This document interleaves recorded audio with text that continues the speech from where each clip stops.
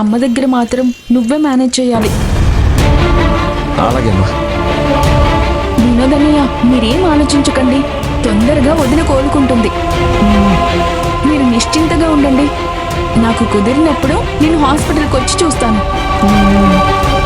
ఇక నేను ఇంటికి వెళ్తానన్నయ్య. సాయంత్రంలోగా నాకు వేరే గాజులు తీసుకొచ్చేసాయి. అలాగేమ్మా. సరే అన్నయ్య, బాయ్.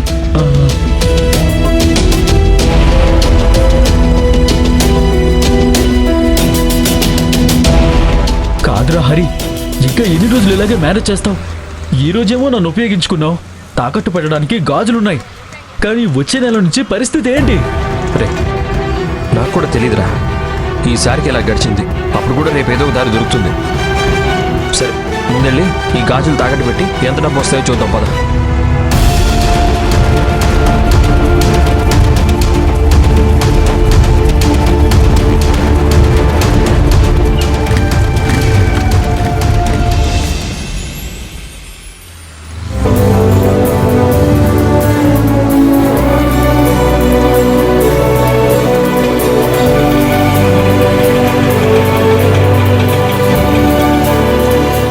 అన్న 2 minutes వెయిట్ చేయండి, నేను ఐస్ క్రీమ్ తీసుకుని వస్తాను. మీకు వెయిటింగ్ ఛార్జెస్ ఇస్తాను. అలాగే మేడం.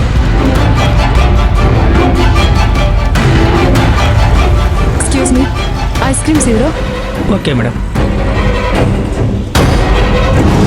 సార్ రండి. నమస్తే. నమస్తే. కూర్చోండి.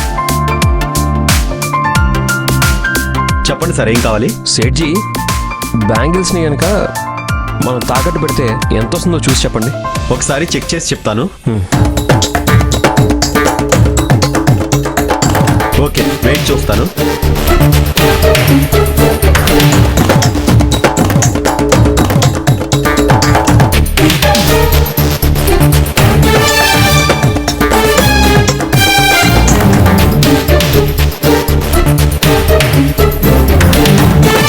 సార్ 88,000 వస్తుంది సార్.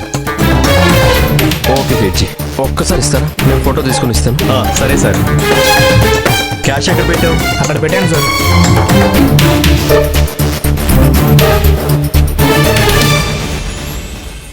ఇది 50,000,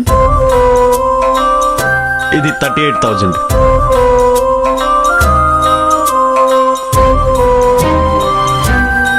థ్యాంక్ యూ సేట్జీ. మంచిది సార్.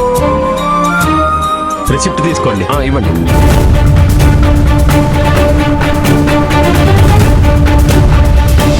వీలైనంత తొందరలో వచ్చి రిలీజ్ చేసుకుంటాను. ఓకే సార్, ఈ రిసిప్ట్ తీసుకుని రావాలి. ఓకేనా? Okay okay.